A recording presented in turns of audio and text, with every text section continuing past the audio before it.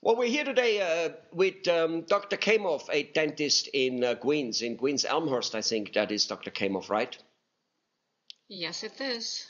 Dr. Khaimov, tell me, as patients, when we go to a dentist, to any doctor for that much, on one hand, we feel like a dentist is a dentist is a dentist simply because you guys have a diploma, the government license you, and it's pretty safe that all of you more or less learned the same in those very few universities around which teach that.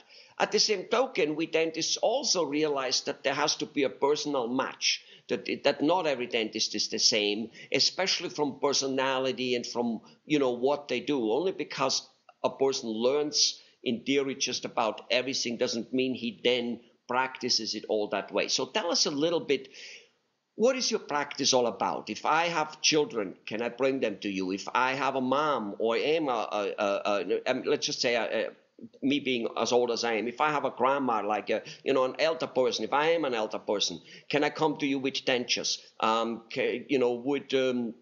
Would you go and do the braces on my kids? If I want a nice Hollywood smile, would I be at the right place? At the same token, if I just want to fix a couple fillings, and even though I'm supposed to do more, but I'm money conscious because I simply don't have enough because the economy has hit me, but can I get fixed what needs to be fixed to be functional? Tell me a little bit about that in your practice. What can a patients expect? And if you don't mind, while you're at it, what made you become a dentist, Dr. Khaimov? All right. Well, first of all, my practice it's a family practice. So I see kids starting from 2 years old, and I see grandmas and grandpas up to whatever age. As long as you come to my office, I can take care of you. Every single patient I treat as my family, meaning that I would never, doesn't matter in what income situation you are, what kind of insurance you have, I treat everyone as my family member, the way I'm going to treat my mom, my father, my grandmother, my kids. Meaning that if you need my attention, no matter how busy, how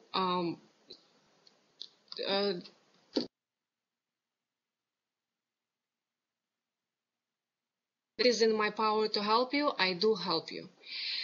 Now, the reason I became a dentist was that I came to this country was when I was 16 years old, and I've had to receive the letter from school that I have to bring a letter from a dentist that I had a good checkup. So I went to a dentist, and unfortunately, I did not get a proper treatment.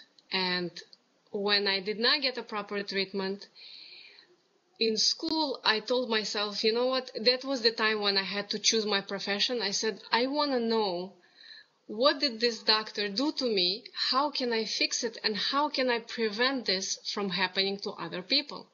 So that was the main reason I want to become a dentist. Wow. So I went to... That's an interesting story. So basically you were slightly or a lot mistreated. It wasn't done the right way. And Right. and you kind of realized that affects a person very, very much. And it affected me badly in a way that I felt, how can a doctor mistreated seriously a teenager in a way that it was unacceptable. So I said I would never ever want this to happen to other people, whatever is possible in my power. So that was the main reason I decided to become a dentist, and I keep educating myself. I keep taking different courses to get a better education since I graduate from school, so I can keep up with the economy. I can keep up with all the new stuff, all the new things that come out in the market. Because dentistry is, I have noticed, and thanks God it is really advancing also. It isn't a lot. It's not just computers which advance, it's the dentistry which advances maybe because of computers and all that other stuff, like flying to the moon and you come up with great materials. But there is a huge difference between doing a root canal today or 25 years ago, and there's a huge difference on how to straighten out teeth with braces and or how to replace a tooth. I mean, George Washington had a wooden tooth, apparently. I don't know. In fact, maybe you in dental school learned more about that, but I have heard he had a wooden tooth. That must have been awfully inconvenient. It's awful. And yeah, we learned about the first wooden dentures, but it was only, for show, but not practical. So nowadays we learn how to replace missing teeth, replace in different ways. Dentures, implants, bridges, crowns. There are different ways.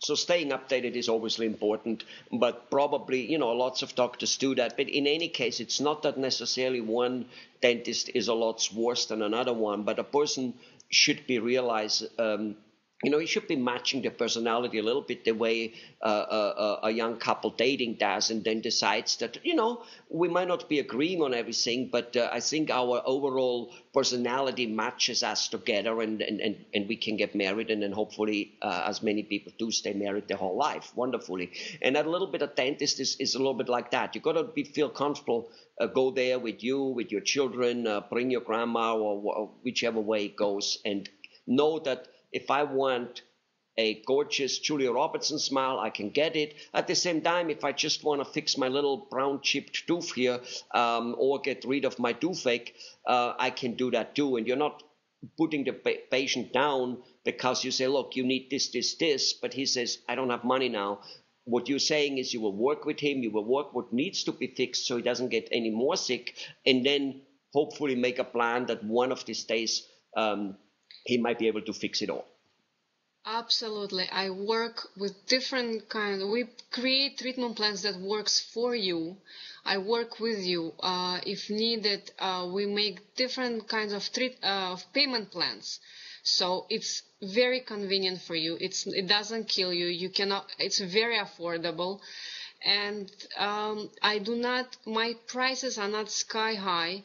It's very affordable, down to earth, nothing unpayable. Basically. Beautiful. Dr. Khaimov, very good news. Thank you very much.